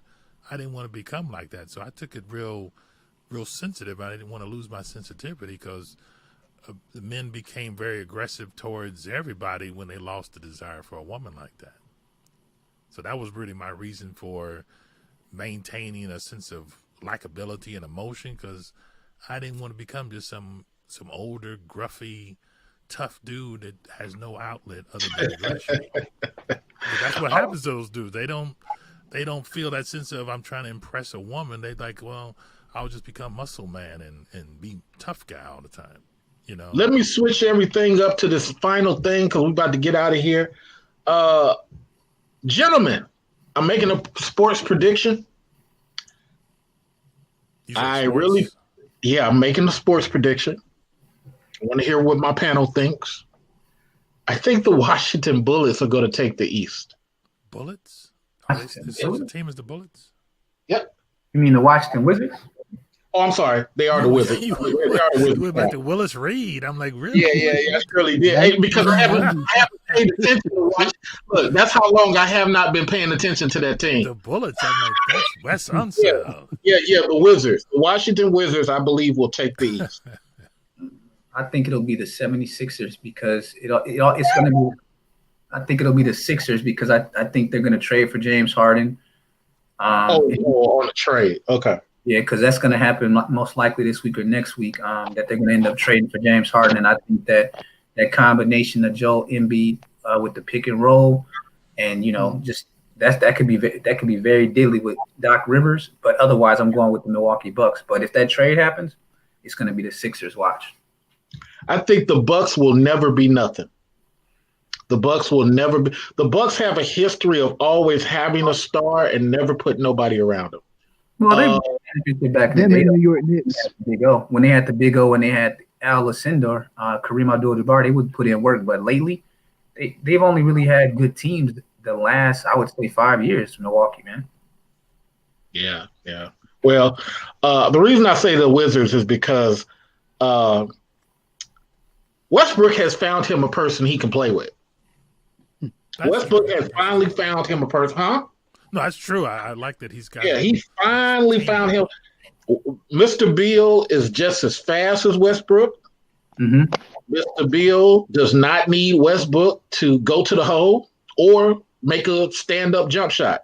But even better than that, these bigger dudes, they are able to sit out on the perimeter and shoot Jays. They don't have to go in there and get their bucket. That was impressive. Yeah, that was pretty good. Thomas Bryant, I didn't know he could shoot threes, man, but I saw him. What the hell? Yeah, like I was surprised that Thomas Bryant was knocking down them threes, man. And this cat is like 55-60%. I'm like, are y'all serious? Yeah, they're gonna be fun to watch. Because again, like you said, Westbrook, he's more of a inside, drive into the lane kind of guy, whereas Bradley Beal, he could hit the jump shot 3-pointer to spread the floor out.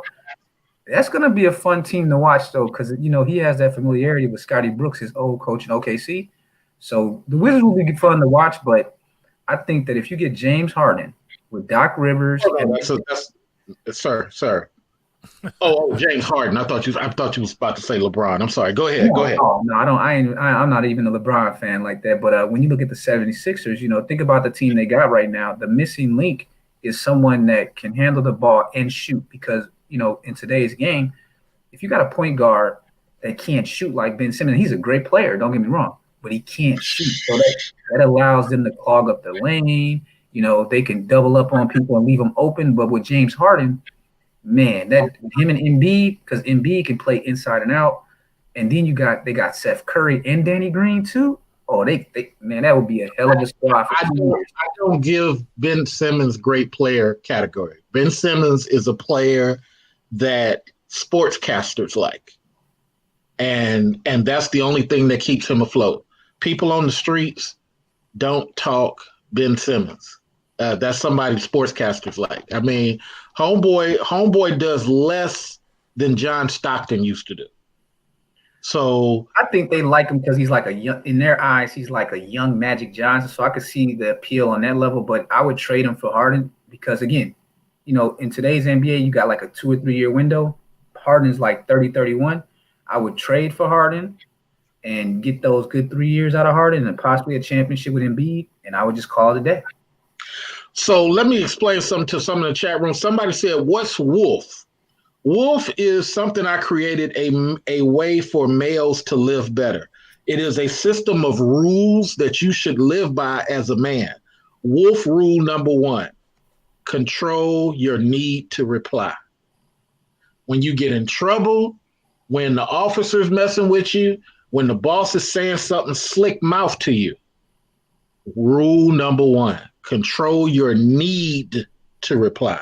Number 1 problem with the black man, he has to say something. Use your strategic information in your head to evaluate what's the next thing you say. If not, nothing. I'll get back to you. No, officer, I don't know what you're talking about. Officer, you are you allowing me to leave? Am I under arrest? Oh, I'm just investigating. So that means I can leave, right? No, so I'm under arrest. No, officer, I'm about to turn on my microphone right now on my cell phone because you're confusing me. Now, am I free to go? Hey, the black man got to learn that. WOHF rule number 2. The most important thing, always keep a lawyer on deck. Stop waiting until you get in trouble for you to get a lawyer. It's only $500, $600, $800 to retain the lawyer. And then you make payment plans. You do not, these are just rules. So that's what WOHF is. Let me go back to this thing real quick. Here's my problem with Joel Embiid. Not aggressive enough for me. He's too casual. He's like, what was Sam's name? The Supersonics Yogi had the center that could shoot threes. Sam Perkins. Perkins. He's like Perkins to me, man. He's like Perkins. Nah, hell no, he's not like Perkins. He's no physical, man. He's no. Perkins got way more points than this guy does. Yeah, but that was a different time too. It wasn't that. But I'm saying Joel Embiid, he's a foot injury away from sitting down for the rest of his career. That's the problem with him. That is his weakness. That's his weakness. Is injuries. He's a his strong durability. player. Yeah, his durability is pretty bad. No. Even worse than that, fellas. He goes to the hole 70% of the time. When you got foot problems, you either need to stay down there and produce or stay on the outside and shoot the J. But taking those 2-3 steps to get to that position, nah, bro. You got too many ankle injuries, man. I'm saying, like I said, he has injuries, so he's had to alter how he plays, and this is the effort he's making to alter it, and that's why he's making them steps. Also, that's why I think a point guard like a James Harden type player will help him because it changes the whole aspect of their game. Because again, but you got to remember, Harden is not an inside passer, meaning that once Harden takes his steps past the free throw, he only throws dimes 20% of the time. But Harden's a selfish player anyway. But so. here's what I'm saying though. Like, you got to look at the additions that the 76ers made in the offseason. They got Danny Green, shooter. They got Seth Curry, shooter. And what I'm trying to tell you is that I think that with Doc Rivers and then with Harden having a chip on his shoulder if they get him, I don't know. Something tells me that that team will come out of the East and they could win it all. I got a feel, because think about it. James Harden has been like a fluke in the playoffs. That's the one thing that the shadow that kind of follow him. He always blows it in the playoff. He chokes. Well, James Harden's best thing is to come off the bench. If he leads, it's bad. Let me explain. He's a come off the bench producer, meaning that with his style of play, even though I like the fact Yogi says selfish, but with his style of play, he allows the real starting five to rest and still leave going back to the bench with 10 to 15 points for him and his team, the second squad. No, because this happened at OKC. Y'all guys remember he was OKC. I know, but I'm saying, like, he has to have better. He can't people read around off him. the team. No, that's what I'm saying. He has to have high value people that don't look like that for him to shine, because he don't have to do so much work. He can just focus on his own game. He's not one to pass and control the plays.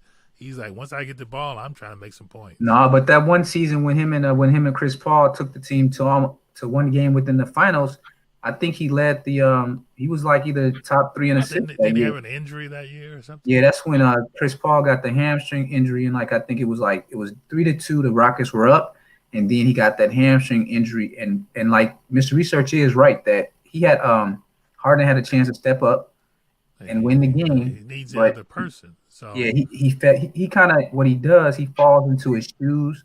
And he kind of like gets scared in the big moments. So that's an interesting argument that WOHF made, because Harden was the 6th man of the year, and that was his history. He's good at. See, a lot of players. I mean, I played basketball, and most of the people I grew around were in the NBA, and they were all basketball players 24/7.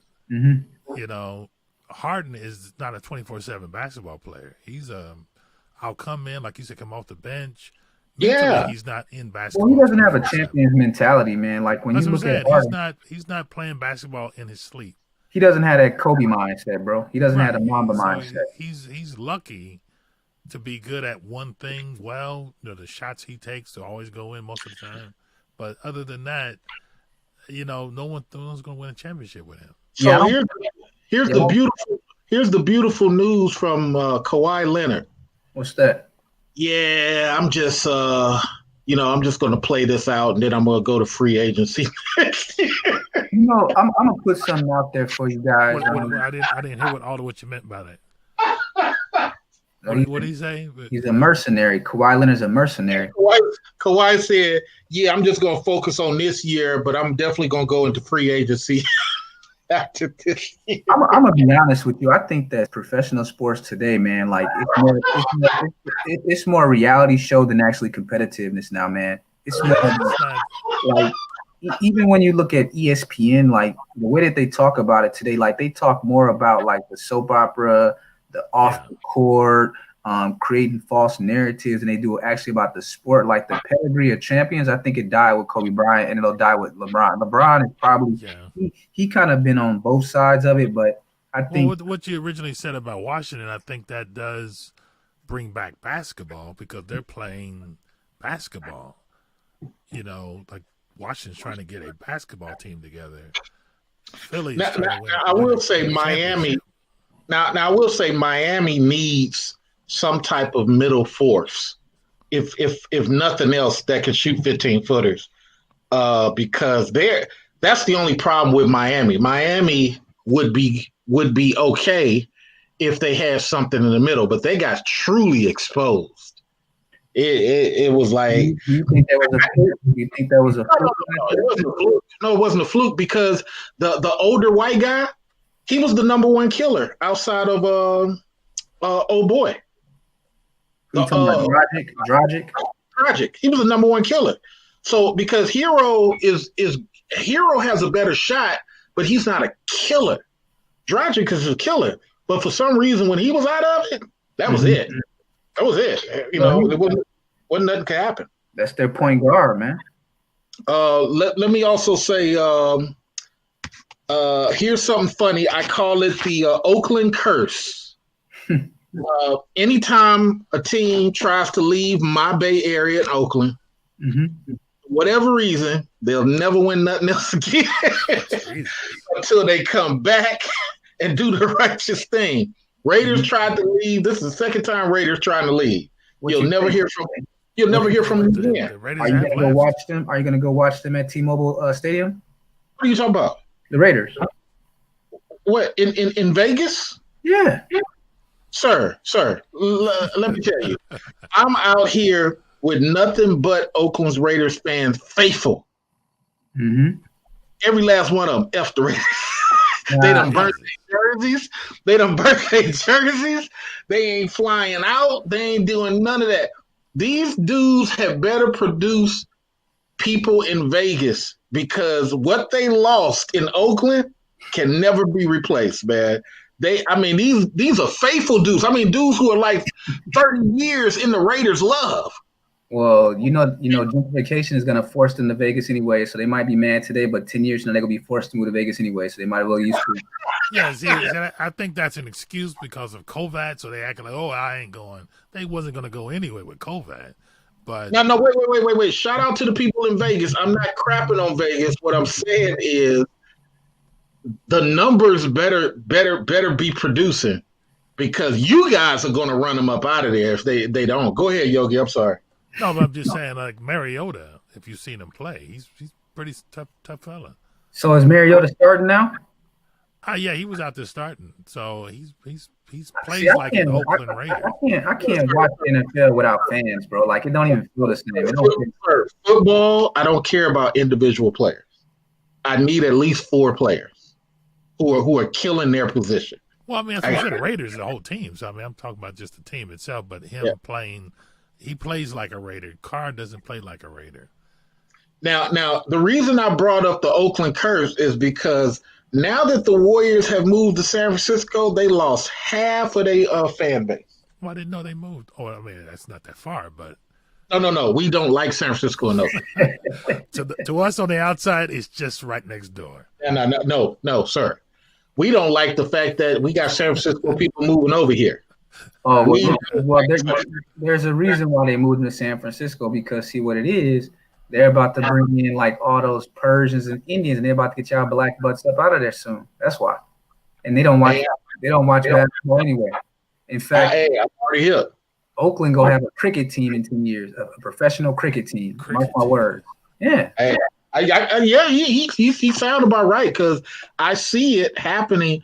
Matter of fact, there's one of our parks, Bobby Hutton Park, has basketball courts, and I saw over there a little sign for like I think it was croquet or something. Mm-hmm. They was trying to start a little mini league over there. I kid you not. So it's not going to be named Bobby Hutton Park and Fire. It's going to be named Gandhi Park and Fire. Is what I'm saying. Like, you think I'm joking with this shit, man? You know what's crazy? Like, when you look at the flow. Hold on. Let me finish the curse first. Yeah, go ahead. So the first curse is Kevin Durant left right after they moved. Then Draymond caught an injury. I was kicking it with him at one of his little parties up in the condo that he lived at, and then Clay got 2 injuries. I said, "Yeah, the curse is in, man. It's over with. It's over with." Do you think they'll even make the playoffs this year? Oh no, not at all. Not at all. Playoffs? Okay. No, not at all. If they make the playoffs, it'll be because of other people will be that bad, but they'll be out of there in the first round because they have no sustainability. And what's even most terrible, the people they're picking, they're not even developing effectively. They was trying to have Draymond bring people along. I was like, because I was talking to homeboy at the party, and it wasn't really him because, he didn't know who I was. He didn't want to say too much. But it was like his homeboy was like, yeah, man, they trying to have my boy be the fucking coach and the fucking training coach. Train these little new dudes. You can show them some stuff, but you ain't trying to check in every day, to show nobody nothing how they used to do back in the day. That's what you're trainer for. You know what I'm saying? And that's real. That's real. Like, you was up there in Seattle when they had the Supersonics, right? Yeah. You think they go get Supersonics back within the next 5 years? No, because the way the stadium is. The stadium, unless they fix that stadium problem, they had to buy a stadium. The stadium uses the Hawks thing. So when you actually go, they only take up 1/3 of that field, right? And the stadium is so big, it's like the way it's built, it's like it's going up. It's like a cone going up. It's kind of like it's not like up and flat out to where everything is viewable. It's like straight up. So sometimes you be in them $6, $10 seats back in the day when I was there, and you got to have some binoculars or something to really see what's going on down there. Man, that ain't. Yeah, if you go get those seats, you might as well not even go to the game. But I heard that Vegas and Seattle would be the next 2 cities to get an NBA team. They're talking like both of them should be in the next 5 years. No, I think Kansas was supposed to get a team. Kansas City's on the list as well, but Vegas, if you think about it, Vegas already got the you can afford it. You can afford it because it's all mob money. Yeah, Vegas got NHL team the last 3 years, NFL team. Now they're gonna get NBA and the MLB, and then Seattle and Kansas City. Kansas City, I think they used to have an NBA team, but they lost their NBA team, didn't they? Oh, that was a long time ago. Sacramento Kings used to be Kansas City. But here's the funny thing. I think Vegas is trying so hard because I think they're losing money. Yes, it doesn't sound. It sounds good, Vegas, but Vegas doesn't make money. Yeah, it's because back in the day when we were kids, especially like me and Yogi, or Yogi more than me, but nevertheless, when we were kids, it was a culture to go to Vegas. You know what I'm saying? It was nothing else out there. But now with all these other people who are making money, Vegas is like the last destination for them. They're not really saying, hey, I went to Vegas. Yes, you know what I'm saying? Internet is gambling online betting, online gambling. Physical Vegas is nice hotels, but there's nothing else there. So most people ain't going to Vegas for sports. Families ain't going there for sports or something. Yeah, it's going to be interesting to see how that plays out after COVID. Type thing. Yeah, it's going to be interesting to see how things play out after COVID because COVID has changed everything. Because one of the things we weren't talking about is that so much business in the last 6 months has moved online quickly. like very, very quickly, whole industries, you know. It's going to change the travel industry. You saw that stimulus, how much money they gave the airlines and the hotel industry, because they're gonna lose so much money. They were like, let us bail out our people, and then they're all going to end up getting laid off. Because I think what's going to happen with everything going online, a lot of your traditional tourist cities are going to get replaced by foreign destinations, because foreign destinations are going to be cheaper than ever. They're going to have better deals because they're going to be begging Westerners to come there. So it's going to be interesting to see how this shit plays out over the next year, man. Well, you know, it's what I tell people now, especially I'm going to do a black tech complaint video. But it's what I tell people now. Tech is not really benefiting people. Yes, you're having a transfer of money. I give you that. It's making some people easier to be $100,000 cats, you know, or quarter millionaires. Yes, sir. But what they're doing with that money is just hoarding. There's cats that's not really developing nothing. You know what I'm saying? So all the people who were, it's kind of like what I said. I think me and you, King Sigma, had a conversation similar, but not as in depth. The people of the 80s created some stuff. I don't see what the people in the 90s are really creating. It's like the stuff they create fizzes out in 3 to 5 years. Well, you make a good point, because it's actually the opposite. See, today's creators destroy their creativity. Yeah.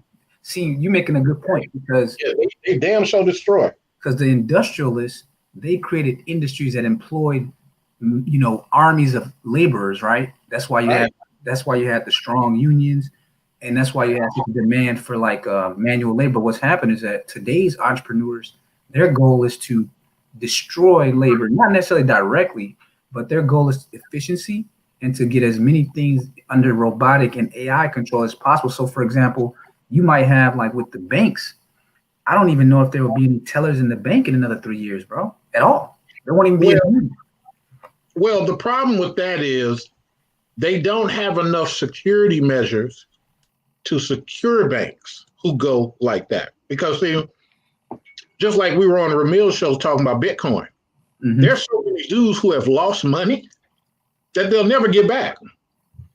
And because Bitcoin doesn't have the safety measures that people keep claiming, and then when a new victim comes out, they're like, oh, but that was because, man, stop it. Anything that's computer, including voting, can get hacked. Oh, hell yeah. Hell yeah. Right. So if you're going into this tech thing as Black men and Black women, you guys, Black tech people, should be forming a union. Go back to the union concept, and you guys should be coming up with systems and what to better defend this stuff, and don't let people in. Because what's going to end up happening is the Indians are going to do that. They're going to start creating a situation where they're not going to let you in. They're already firing Black people. Wait till they start firing white people. White people going to be like, but. Man, look, these people ain't true Americans. Y'all tripping. I'm so glad you brought that point up, bro, because that leads to that segues right to what I was about to say to you. See, you brought that Indian thing up right now. We already know that Joe Biden had already said we're bringing in 500K Indians on visas right now. Here's something that they didn't tell you. In today's stimulus, did you know that the Department of Homeland Security placed an amendment in there to allow an additional 500K Indians on HB1 visas and HB2 or whatever, but also blue collar labor from Latin America? That shit was put in the stimulus bill that passed today. So the numbers that we've been receiving are all conservative numbers. In the stimulus, you can go look it up right now. The Department of Homeland Security says that their outlook for the next 10 years shows a shortage in blue collar workers, which are in direct competition with Blacks because they're the most blue collar class or unemployed class, and the H1 visas. And just like Mr. Research said, those Indians, they don't play when it comes to the racial and class thing. They one of the most racist motherfuckers I've ever interacted with. And they're racist against their own, because I read a story from Microsoft where there was a lawsuit of there's like this thing called, these people call it the deletes, and they're like the lower class Indians. And what happened is that Microsoft has like a program where they bring in these Indians, and the more tenured Indians come from a higher class, which is why they were able to come over here 20 years ago instead of just the recent, last few years. And they were having problems of discrimination between the higher class Indians, I guess call them the Brahmins or whatever, and the lower class ones, where you actually had like a class lawsuit of these lower class Indians at Microsoft against Microsoft because of discrimination by the other caste. Can you imagine what the chances of a Black American 10 years from now of getting in one of those corporations will be? It ain't gonna happen. Hey, look, I told somebody, I said, what's to stop people, just like right now, Ethiopians don't really like Somalians and Eritreans, or Yemens don't like the Arabs. What's to stop a civil war from happening on this land? There ain't nothing to stop it. That was the anymore. part I was going to bring up is we keep seeing it from our point of view, but those countries are at war now. Yeah, they are. Pakistan used to be India. All that used to be one place. All it takes is, like, this happened before with Iran. And Iran was bringing people over. We had a good relationship with Iran, with the Shah. As soon as that relationship in Iran messed up and we had a Ayatollah, all of those people that came over here went back to Iran because their families were over there. So all these people coming over here as immigrants, they're not bringing their whole world. They're just bringing their immediate family, but their family is still over there. And why did you try to replace it? And why did you try to replace that guy? What was the true benefit? Leave those people alone. What do you mean? In Persia. Well, that's what I'm saying, though. We had a relationship with him with certain administrations, but when because we put him there, because we put him there and killed the other guy. And then when things change, their whole world changes, and all these deals we're making, we're bringing these people here. They're not in love with the immigrant. They're in love with what can I get in return by what can I get? Yeah, right. So our commerce is trying to make deals, and they're saying, "Well, give me some of my people in your country." Sure, I want my corporations in yours. Look, I said we're about to end this, fellas. We're about to do last comments. I reached out to a couple of white channels because I want to have a universal conversation, also to stretch my intellectual wings. But I was saying to a bunch of white people, I said, "Look, check this out. The people who made a lot of these deals haven't even benefited America, yet you white guys and us black guys are the ones fighting to keep this country running. It ain't like these, except for maybe some Latins, it ain't like you got a whole bunch of Chinese people enlisted. It ain't like you got a whole bunch of people with scarves on their head enlisted. It ain't happening. Yes, you got a few hundred, but it ain't happening like that. So, this is why we keep asking dudes to do 2 and 3 and 4 tours. And the white guys was like, "Yeah, brother." I said, "Yeah, you say yeah, brother, but I'm trying to tell you, as black guys, y'all be tripping, man. Y'all helping the white guys bring down America, and y'all be thinking it's us. It's ridiculous." We're going to final. NC Worker, you up first. What are your thoughts, sir?